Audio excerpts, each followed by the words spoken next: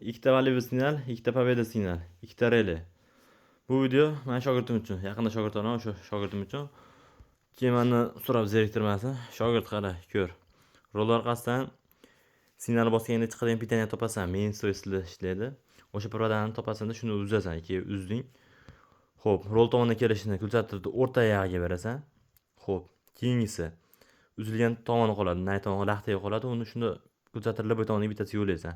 O'zing zavodiga tit bo'lsa tit ishlaydi, pap bo'lsa pap ishlaydi. Xo'p, keyin kuzattirda bitta chiqish ortib qoladi. Undan bitta kabel chiqarasan-da, tashqariga chiqtirib, mana shu relay yo'laysan. Relayni 85-oyog'iga yo'laysan. Ko'rdingmi? Shu.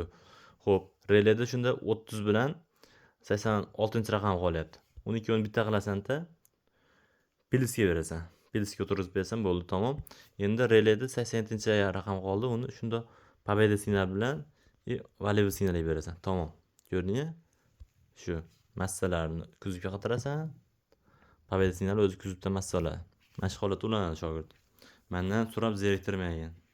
Mana shu videoni sen uchun tayyorlayapman.